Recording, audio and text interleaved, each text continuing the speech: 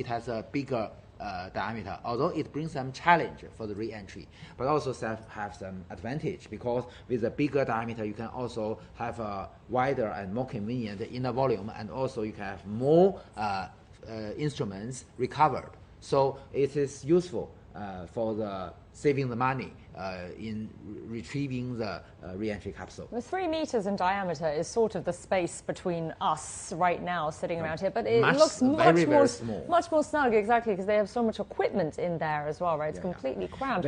I didn't see the astronauts go in with any luggage, shall we say. It's already there. It's already there. In the orbital module. You can see that there are shelves everywhere, and the cargoes just put well and fixed well in the shelves. Yeah. So today, that it is very interesting. The role of the orbital module has already a little bit changed. You know that during the years before, they do have the function that it is a habitable area for the astronaut because, as I mentioned, the re-entry capsule is too small, too narrow. It is not very comfortable to stay there for days because so in the old missions we conducted several days of mission. For instance, for the Shenzhou-19 mission, the 2 astronauts, Fei Jinlong and Ni Haisheng, stayed in outer space for 5 days in this very narrow space. But today, that we've already adopted the fast rendezvous and docking. Only we need about 6 hours. So today, the role of the orbital module has already changed. So we hope that we can have more because it doesn't matter to stay in such a narrow space because only a very short period, only 6 hours. Has it ever been used as an airlock? No, we only use it as an airlock during the Shenzhou-19 mission. Yeah. But today we do not, because that in Shenzhou-19 mission we do not have other choices. Because you have to go out to outer space for EVA, then you have to have an airlock. Yeah. So people can depressurize and then go out and come back. And they so use that as an airlock in the previous missions. Yes. But today that with the fast rendezvous and docking, it's okay for the astronaut to stay in a so narrow place for this short period. So we can have more chance to install more cargoes inside the orbital module. We've already seen that. Yeah. They have modified the module. The expert mentioned that the 19 mission they have enlarged the volume so that it can put more cargoes, maybe more apples in board. This is very meaningful for the biological experiments. Some living things. You can put that together with the astronauts like inside. the fruit flies. Yeah, so Mr. Xu, you were saying earlier that there would be another supply cargo ship going up there next month. Yeah, 2 weeks, right? It's roughly mid-November. Mid-November. They're planning to. And would that be the only supply ship then for the Shenzhou-19, or would be expecting another one a bit later? The Tianzhou-8 cargo spacecraft will both support the Shenzhou-19 crew and the Shenzhou-20 crew, because that the interval we launch a Shenzhou spaceship is 6 months, but for the launch of the Tianzhou cargo spacecraft, the interval is 8 months. It's different. So for Tianzhou spacecraft, it will support 2 crews. Okay, so the one going up next will be for this crew and the next. Shenzhou-20. Okay. That's cool. They have plenty of things to unpack because they have already got the service module, the orbital module fully packed with bags, and so in the coming 2 weeks they're going to use that time to do a handover job with the Shenzhou-18 and also do a lot of unpacking and packing for the Shenzhou-18 to come back. So they have to do, put the experiments, results, and everything into the capsule of the Shenzhou-18 return capsule, and then wait for the cargoes to come. So it's a time sequence that allow them to work in this period of time with a carefully planned schedule. It doesn't sound like they have much downtime at all. It's get there and it's out to work straight away, isn't it? Now look at the screen. At this moment, all the rotational platform has already been opened. So we can see the whole fuselage of the launch vehicle itself. You can see the slim body. But still, I should emphasize, at this right moment, they still have some arms connected to the launch vehicle, usually in yellow color. You can see that. And also on these arms, there are cables and pipes connected to the launch vehicle. Still, at this moment, T-minus maybe 20 or 30 minutes counting, still we use the power supply, the electricity from the ground. So to stay, as Yansong has mentioned, to save the storage battery on board our Shenzhou spacecraft and our launch vehicle. And several minutes later, we will have a very critical step, as we already discussed, the transfer of the power supply from the ground to the vehicle itself. Yeah, you can see the two umbilical cords. Yes, that's what I mentioned, the arms. Look, yes, yellow I see color, it now, yeah. connected to the launch vehicle. Well, we have 20 minutes or so to go until launch, and let's check in again with our reporter Sun Ye, who's there at the Jiuquan Satellite Launch Center. Sun Ye. 骄阳很不容易啊，在如此临近火箭发射的时候，我们找到了一名火箭专家来告诉我们现在火箭的状态怎么样。我们这回请到了徐珊珊老师，他是中国航天科技集团的专家。那徐老师告诉我们， please let us know about the latest situation about the rocket. 截至目前吧， So and also till now, what kind of the work we have done.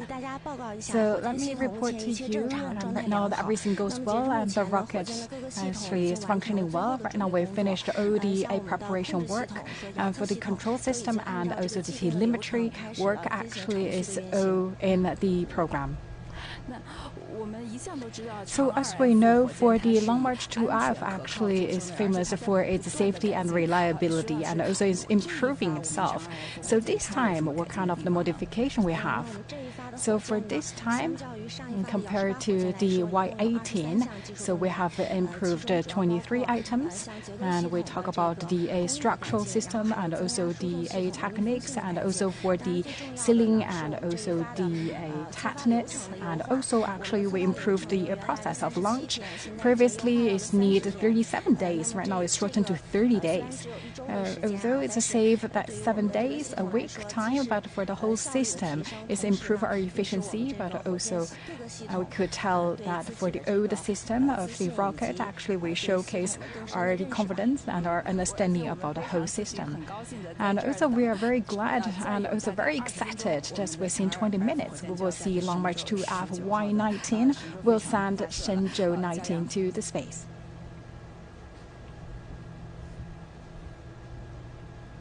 All right, Sun-Ye, thank you so much to you and your guest there. We'll check in with you again later. So lots of improvements made to every new edition of the rocket. Mr. Xu, what would you say are, do you think, some of the most impressive improvements made this round? Well, I think the engineer has mentioned not only the launch vehicle itself has been improved with 20 plus items, but also 23, right? Yeah, but also the Shenzhou itself, which is the launch vehicle and the capsule are manufactured by different academies. The launch vehicle is manufactured by the Chinese Academy of Launch Vehicle Technology. The capsule is manufactured by Chinese Academy of Space Technology. So all of them are working together to improve the efficiency, the reliability of the launch vehicle. We know there are changes. If you put a change to, for example, software, there will be a 7% chance that you will have another hiccup with the whole complete system. 7% chance. Yeah. That's very exact. Yeah. So if you put a change into the system, you have to consider all aspects. And this has been experienced by the Europeans' Ariane 5, because Ariane 5 is using the Ariane 4 launch vehicle softwares. But the software was modified in such a way that lots of unfitted software functions were remained in the Ariane 5 launch vehicle. So that had a catastrophic failure for the first launch. So when you make changes, you have to be very careful that this affects the other sides of the complete design. So they made very careful improvement. I think it's very important to increase the efficiency of the launching campaign. She said from 37 to 30 days. That means a lot of manpower saved, and lots of travels, and a lot of logistics, and lots of technical support has been saved. So I think that is a great improvement to the launch vehicle and the whole system for a more efficient launching campaign. Actually, Professor Yang, there's something I wanted to ask you earlier when we were talking about the IAC. So the theme this year was responsible space activities for sustainable development, right? So how does China's rocket and the Tiangong space station, how does that all fit into this? Well, you know that during this IAC, we also have many events related to the China's manned space activities and lunar explorations. To have a sustainable future, you know that the leaders of China aerospace, including Mr. Li Guoping and also Mr. Lin Xiqiang, although is online. Okay, T-minus 15 minutes and counting. So this is also another milestone for the launch. So the commander on the launch site system are ensuring every subsystem goes okay. Go for launch. 15 minutes to go to the Shenzhou-19 launches. Okay, so everything needs to be checked okay. So just during the IAC, that the leaders from China Aerospace expressed that the China always recognize the sustainability is a very important consideration of all space activities, including, you know, that the debris reduction. You know that for all China's launch vehicles, including this one, and also other launch vehicles, after we come into orbit and send our payload into orbit, we will release the remaining propellants into outer space and also discharge the battery to reduce it to the greatest extent the possibility of explosion. So this is a very reasonable measure to ensure that we reduce the conservation. Yeah, exactly. And also, you know that to keep the sustainability, you know that we also have already begun to coordinate with other countries, although it may be a little bit earlier, but the possible collision is this lunar space. You know that there are more, as Yan Song had mentioned. Today, the moon becomes another hot point of the space activities of human beings. So there are more landers, orbiters to the moon.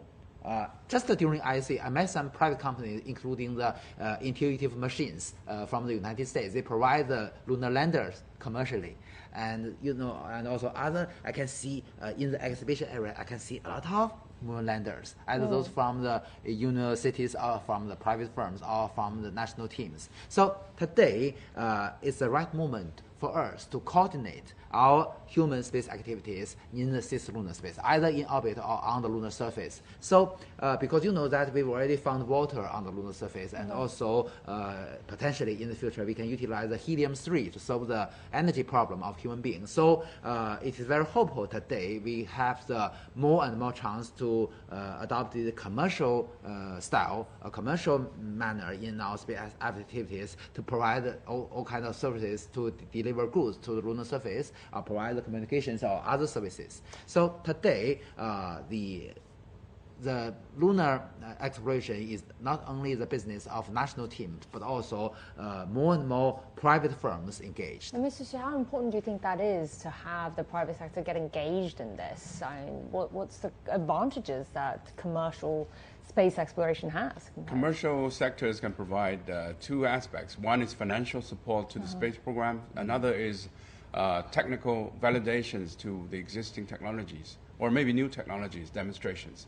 But they also have a risk because Professor Yang mentioned about the space debris issue.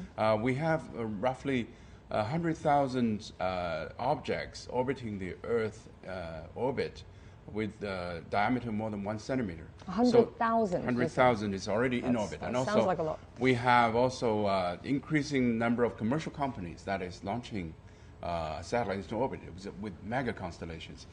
All three astronauts you can see on board, they have also the risk of colliding with space debris. Yeah. So one of the launching campaign has to do is to calculate the orbit, because they have modularized all the space debris, and they have to calculate very carefully the opening of the space debris so that the astronauts can travel to the station safely.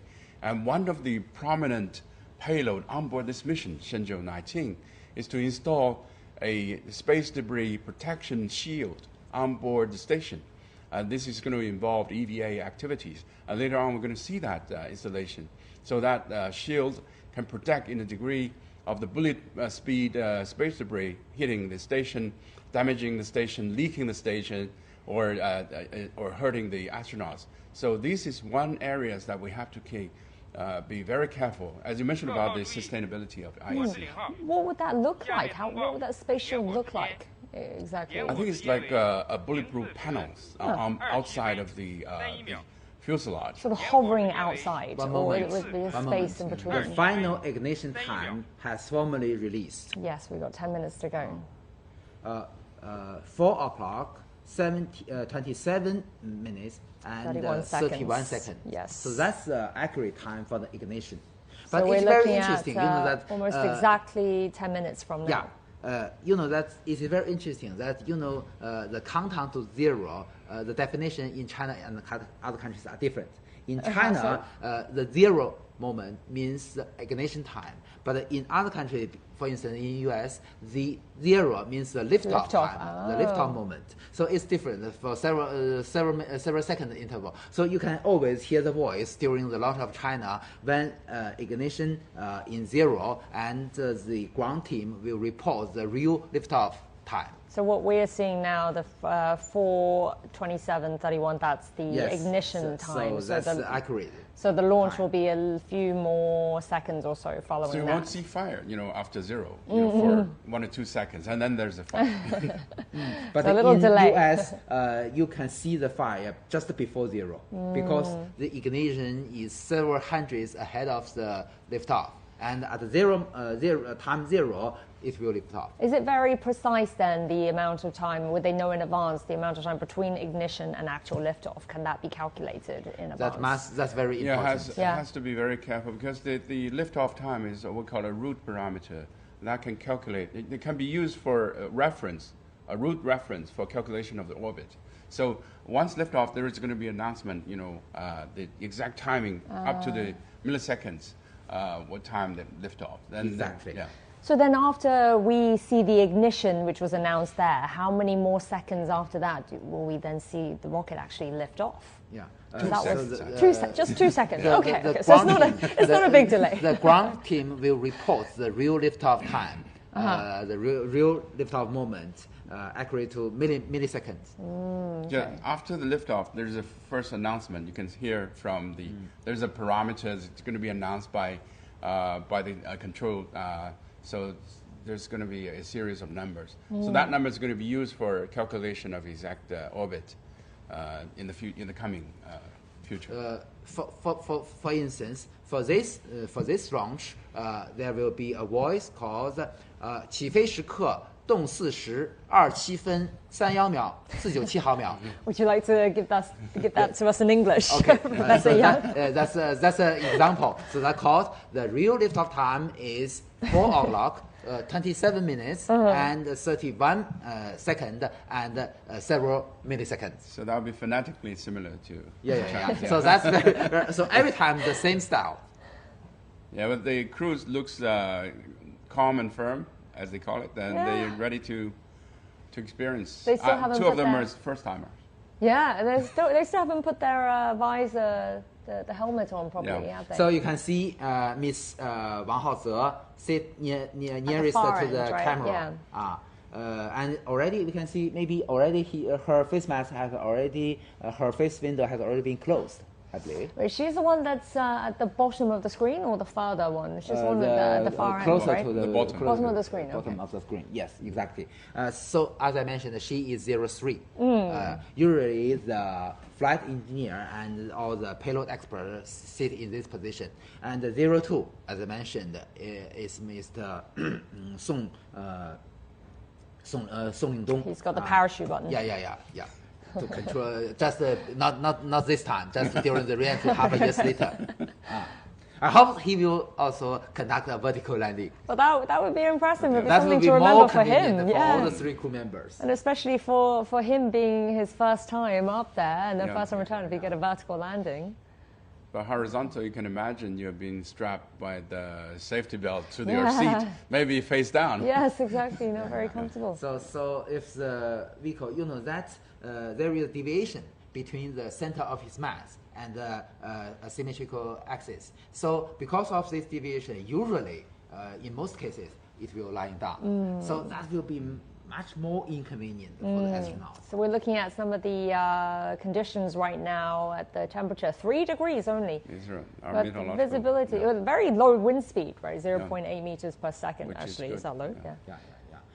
Actually, it is deep autumn in Jiuquan Satellite Center, much colder than the night of Beijing. We can see Miss Sun Ye, the very, very close. Yes, definitely. Yeah. So, 5 more minutes to go till ignition time. And just talk us through what the astronauts will be experiencing during the launch before they reach orbit. Parameters, and also maybe, as I mentioned, maybe they will already close their face masks. And also, that's the 5 minutes countdown. 5 minutes and counting. But the astronauts won't be able to see outside at the first stage, and then after the jettison of the escape tower and the fairing, they're going to have a little window they can see outside. Yeah, see the horizon. The what called the launch azimuth, or the flight direction of this Launch March 2F is going to the east, and then a little bit to the south. So maybe at the separation of the second stage and the Shenzhou spacecraft, maybe they can already see the sunshine, maybe. And at that moment, they can have the light from the window. And Mr. Xu, can you give us a sort of equivalent of what it would feel like to be an astronaut during this whole, after the liftoff, especially with the G-force and everything, what would it feel like to us, if we can find something? If you can imagine you're in a car, in a sports car, and you accelerate very quickly, it's like an airplane or even faster. Then you go vertically, but you're going vertically up with the acceleration, and then that would happen in the first, let's say, 10 minutes. The first 3 or 4 minutes, you get very quick acceleration, and there's what we call a max Q, the biggest time biggest stress that you can experience in the launching. The biggest stress. And then there's also issues what we call a pogo. Sometimes it go up and down. Oh. And vibration. Then, vibration. It's a vertical vibration, we call pogo. And then after like 10 minutes, and then there's a seize of the engine, and then you feel microgravity. You don't feel anything. It's like floating in space. So that's the whole process of launching, I think. Usually, the thrust of the engines is a constant value. Okay, 3 minutes. T-minus 3 minutes and counting. But that the propellants become less and less. So the acceleration become more and more. You can feel more and more G-forces. So that is very normal. So usually the max G-forces happen during the separation of the stage. So that is the reason. And this pogo stage you're talking about, I guess that's why they need the seat to be so snugly you can feel fit that to all their your organs will right? go out. Yeah. It's like to reduce the amount of space that you could be hitting against it's a chair. Big suffering, yes. That Mr. Yang Liwei feels extremely uncomfortable because that the G-forces combines with the vibration together. This can never be simulated on the ground simultaneously. So they can't really prepare for this then, you're saying? If it can't be simulated on the ground, can they will have trainings of the G-forces, they will have the trainings of the vibration, but not on together. The ground, they cannot be combined together. So then only but there's room for you improve the rocket itself and make it more smooth. So really, only astronauts who've made the successful mission to space and back they're the only people who've actually can experience this movement, I suppose, of the launch. You can't replicate it here on Earth so far. It's out of the Earth. Okay, please notice it's already less than 2 minutes for the liftoff. And next, as I emphasized, some of the arm connected to the launch vehicle will be unplugged. So all those umbilical cords, essentially. They're looking very tense there. This is the control center in Jiuquan. We're going to have countdown at any time. So we also have cameras mounted on these arms to monitor the separation position, the unplugged position. So today we have more measures than before to ensure the safety. How nervous they're feeling. Okay, this is the 1 minute countdown now. T-minus 1 minute and counting. That means everything has to be in green light. Nobody has to press the red button. Don't touch anything. Yeah. The number of systems that has to work together. But they're so practiced at this now. You know, they're so experienced with this whole process. All the 40 arms seconds. untouched.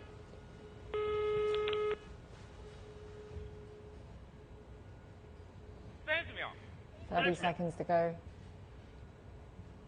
So the transfer of power supply also accomplished. The rocket 20 is on the top. seconds. Maybe the astronaut will salute. Yeah, normally. I feel the tension. 10 seconds. 5, 4, 3, 2, 1. Salute.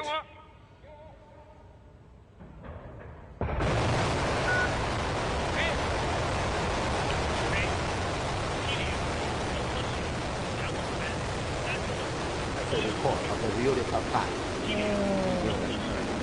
And the tower is cleared now. I counted as well after the ignition, about 2 seconds, yes. So that's it. We That's a long already March have carrier a rocket. successful liftoff. After about 2 minutes, we will have what Yansu mentioned, the first separation, Right, the we'll be jettisoning watching of that the in a minute. emergency escape tower. This you see is a strap-on booster. Yeah, exactly. So this The is the camera from the camera outside. mounted on the core stage. Yeah. We can see 2 of the 4 strap-on boosters, 2 of the 4 side boosters. So as I mentioned, each have 1 engine. Looking I down. think we're hearing, Yeah, really, looking backwards. So nominal tracking. Now we can see that on the right of the screen is the camera mounted inside the reentry capsule, and on the left is what the camera, as Yansong Yansong, the camera mounted on the core stage, looking backwards. so at this point they're not feeling so bad. It's when the boosters come We off. have they're saying G-forces that's and when- vibration, not very They're comfortable. accelerating. Yes. And it became more and more worse because with more and more acceleration, with less and less propellants. So it will get progressively worse. Right now is not the worst part. There's a max Q. There's maximum time. You know. Right. You're in the transonic procedure. So any minute now, I think we'll see the propellants come The off, speed right, is the not boosters. still. It is very interesting that maybe at this, maybe next ceremonies in Beijing, maybe on the top of this building, you can see the trajectory because it's very bright. And We it's should close to get Beijing. outside. You can see the trajectory of the second stage. Now you can pay attention to the escape tower. It's going to be ejected anytime. Exactly. Yeah. At about 2 It's going to be minutes. a small fire on top of the rocket. Right, looking at the very point of the rocket. Oh, there it okay. is. It just Great. went. Jettison. Yeah. But still, we have rocket engines on the payload fairing. If anything wrong happens, we can still use the engines to separate the rocket. The image on the right there that we saw was a simulation, was it? Or, Yeah. yeah. And now this is a real, This is the- real yeah. optical. Yeah. Well, on the left of the screen is the infrared Yeah. video images. Yeah. Next stage is the separation of the strap-on booster. You're going to see 4 Yeah. strap-ons are going to be 4 separate at the same light time. spots. Yeah. Okay. It seems- Looks like it's happening. And this is when the Yeah. villagers will be Separated. And glad then the that separation they're of the first watching stage. a film Yeah. somewhere. Okay. The first stage also separated. That is the announcement of the boosters having separated. Yeah. So the rocket is on the second stage. Yeah. Yes. And the next step will be the separation of the 2 payload fairings. At that moment, maybe the astronaut can enjoy the view. Yeah. The separation of the fairing means you're out of this world now. Then you're out of the atmosphere, and you have no drag Do from. not need the protection of the Literally out of aerodynamic this world. forces. Yeah. Now, this is a video get by the camera mounted on the rear part of the second stage. And this is a video inside the payload fairing.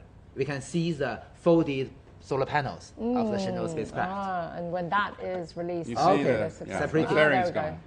At the bottom right screen there. Fairing's gone. Now they can see the world. But obviously, at this moment, the Shenzhou spacecraft is still in the shadow area of the Earth, so the there's astronaut cannot not see much the light of view. the sun. Yeah.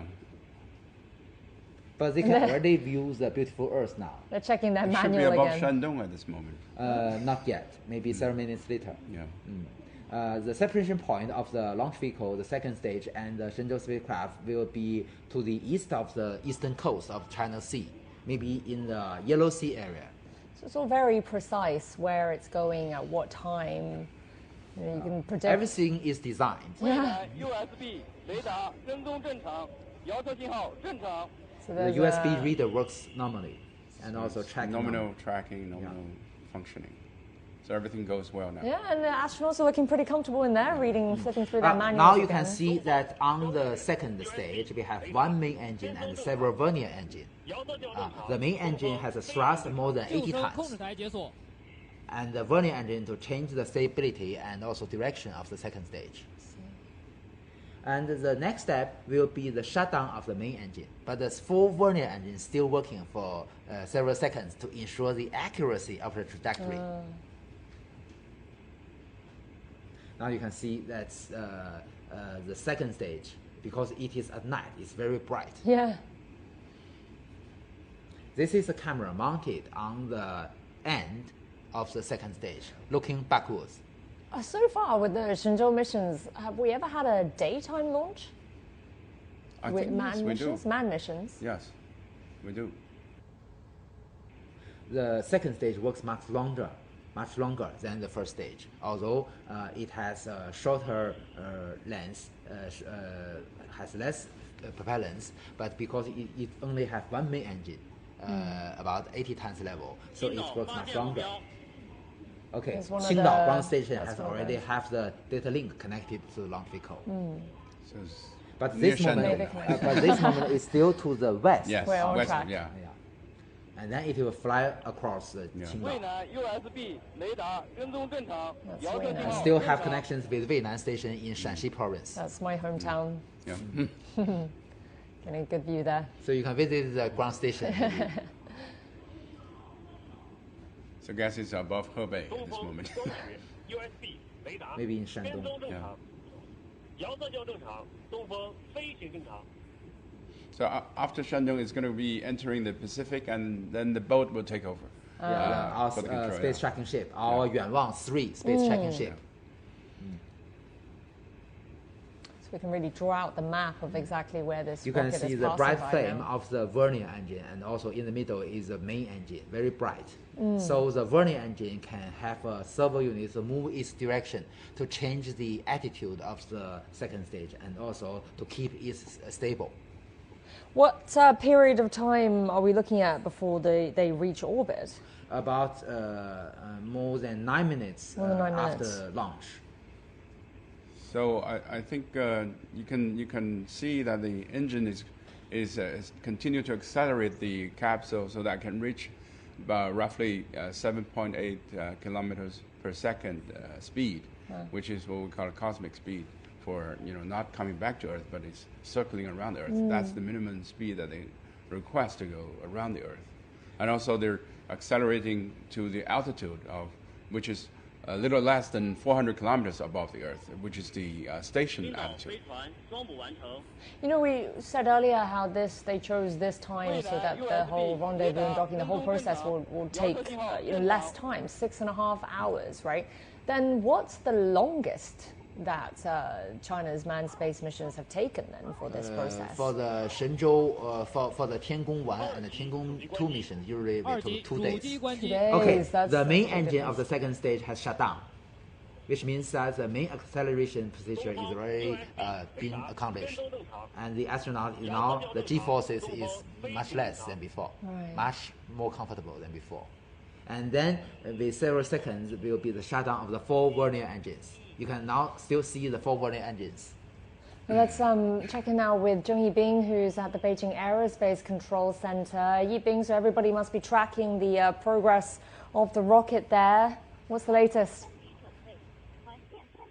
Shenzhou-19 spacecraft has been launched from the Jiuquan Satellite Launch Center, and we saw the exciting moment of ignition and liftoff of the flight combination of Long March 2 FCAR rocket and Shenzhou-19 manned spacecraft. And this is the 14th manned space flight mission of China. And also, its mission is to send the Shenzhou-19 crew to China's Tiangong space station to take the baton from the Shenzhou-18 crew for the 6 month long stay in China's space station. And also here at the Beijing Aerospace Control Center, we saw the whole process of this launch sequence. From the see-off ceremony from the Wentiangge Pavilion to the system check at the Beijing Aerospace Control Center, and from the counting down at the Zhuquan Satellite Launch Center to the separation of the boosters and the first and second stages. And while the three taikonauts, or the Chinese astronauts, just like Mr. Yang Yuguang in the studio said, they look very comfortable. So Mr. Cai Xuzhe and Song Lingdong and Wang Haoze, they look very calm and determined. They do prepare for this mission. And while this mission, or the flight mission of the Shenzhou-19 crew, takes a fast rendezvous and docking mode, just like the previous 7 mission from the Shenzhou-12 3 years ago to the Shenzhou-18 just 6 months ago. They all took the fast rendezvous docking mode. It took about 6.5 hours to get for the spacecraft to get to the Tiangong space station. So now at the current time, we saw on the big screen is the status of the Shenzhou-19 crew, but in the moment later, we are going to see the Shenzhou-18 crew. They're waiting in the China space station and waiting for the coming of the newcomers to the station. And during the recent days, they have made a very full preparation to welcome the newcomers.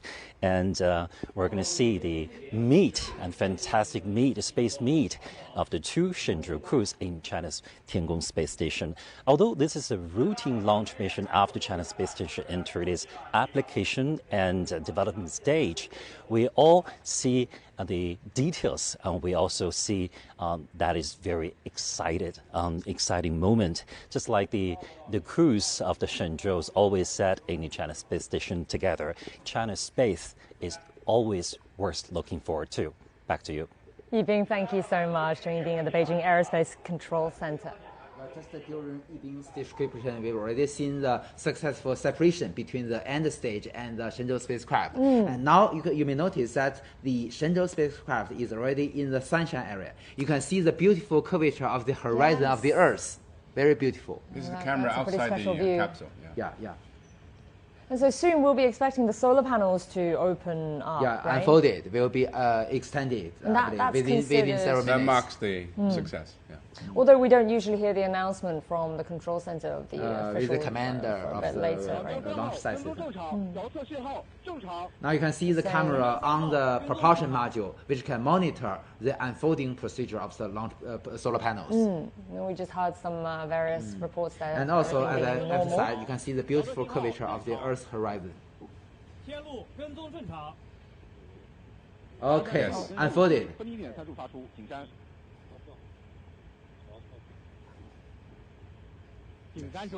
Each of our solar panel wing have 4 pieces, the Shenzhou spaceship. How many solar panel wings does this have? 2 wings. Each have 4 pieces. And then we can see the Shenzhou-18 crew in there eagerly awaiting. So we expect the 2 crews to meet by midday Beijing time, right? Exactly. Meet for lunch. Yeah. The 5th lunch date. The 5th rendezvous of different crew in orbit. Yes, the capsule itself has to find the sun so that the solar panel can be driven by a system called SADA to face the sun to generate maximum power to provide the capsule with electricity.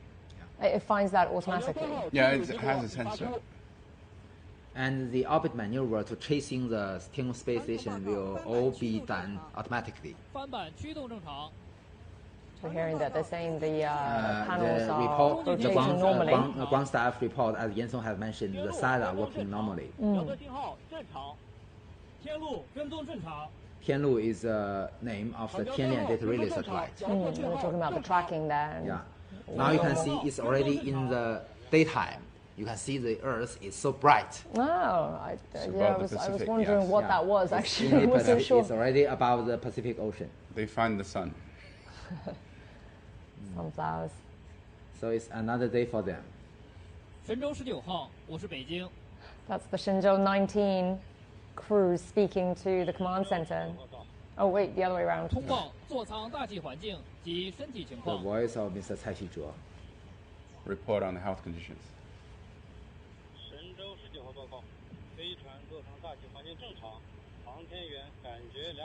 That's the Shenzhou-19 crew speaking. Feeling good. That's a classic line, isn't it? Yeah, we're feeling good. Obviously, he's very calm. 神舟19号，经地面确认，座舱环境正常，可以打开面窗。 Is this the little window that there's that? They can open their face mask. They can. Okay. Because this moment, the inner atmosphere inside the cabin is in a normal condition.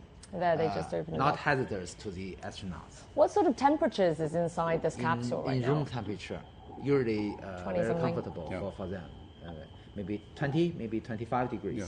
But when they open up the that helmet, the visor, would they feel a change in the pressure? No. No? It's adjusted to the human adapted conditions. Yeah. What we call life support system on board the capsule.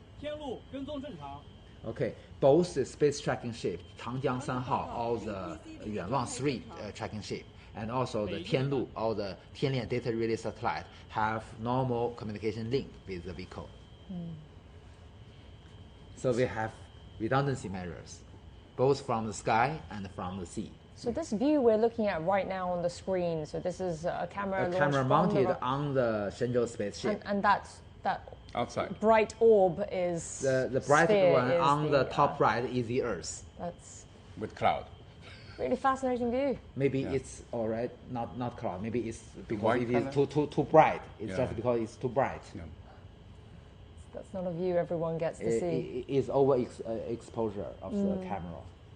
I hope we can go there and see it. Maybe with these privately, operated spacecrafts. You will be the fifth batch of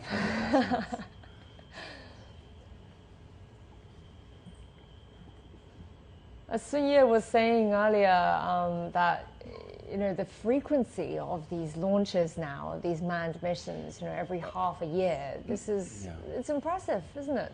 Yes, to maintain the permanent presence of human beings on board the station, you have to do that in rotation every half year. Astronauts do have longer times they stay in the station. One of the longest one, an American, spent almost 2 years in the station. But when he came back, he said, I went to a foot massage. And the foot massager said, I've never tried a foot so tender. Wow. Now is a video. Oh, this is a 3D animation. So you can see, although it is a 3D animation, but it is real data driven. So the status, including the status of the panels, represents the real condition. 实时轨道与遥测数据监视判断，神舟19号飞船已进入近地点高度200公里，远地点高度362公里，倾角41.5度，周期1小时30分钟的预定轨道。太阳帆板展开，飞船工况正常。 航天员状态良好，北京出轨根数及出力参数已向各方向发出。Panels are open, operating well. Pretty much as expected. Everything just went. With that apogee